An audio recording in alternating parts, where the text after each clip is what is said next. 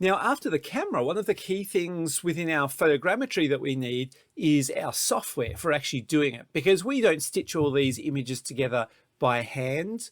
We get software to do it all for us. And there's a number of different types of software that we can use.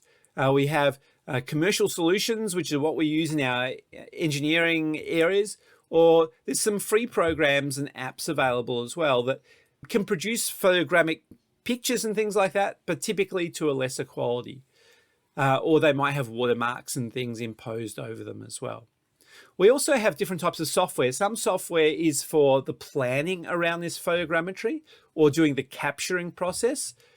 And then some software is for actually doing all the stitching, where you put in dozens or hundreds of images or thousands of images, and it does all the stitching and joins them all together. So we've got a number of different types of software available to us. And some of that software is well suited to the aerial photogrammetry, and some of that software is well suited to the close range photogrammetry. Some of it actually does both, and sometimes there's a button that you can press to choose what you're actually doing. Here's a list of some of the photogrammetry software. It's not an exhaustive list, and this list keeps changing over time as new players come to market and some older ones fold or change their business model and things like that. Let me go over a few different ones. Drone Deploy is one software for creating those drone missions, basically choosing where our drone is going to fly and where each of those photographs are going to be taken. It allows us to specify, for example, our altitude, what sort of overlap we want between our photographs. Remember, more overlap is better, and allows us to do all that path planning as well.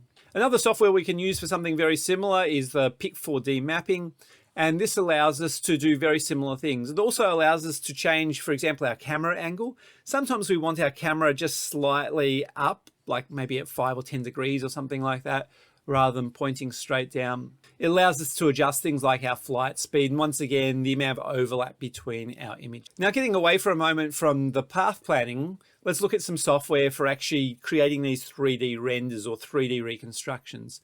PixPro is one of them. This allows us to do both our aerial images that we have here, and you can see all the drone images projected over that site where they're all taken, through to our close range photogrammetry one. So here you see a mesh that's been taken from a vase, and based on that mesh, we can project a texture over that mesh to actually give us the position of the vase.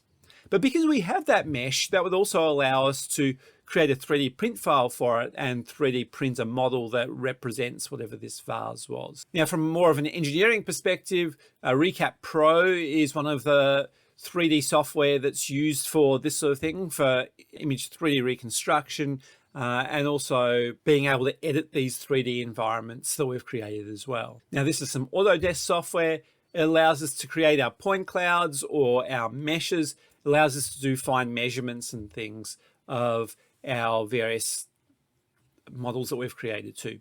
One final piece of software that I'll talk about, and as I said, this is not exhaustive, there's lots of them, is reality capture. One of the distinctive things about reality capture is it's cloud-based. So you upload all your video or your photographs. If it's video, the photographs would be extracted from the video. And it creates your virtual scenes for you. It does a decent job at trying to identify the sequence of the images, what their order is, and extracting all those key points and creating the 3D models for you. Now, once again, you can do this from mobile phone images that you've captured or drone images. So above you see some reconstructions of some buildings and things. I've used it also over here to create a 3D render of some condition assessment I was doing for some water tanks.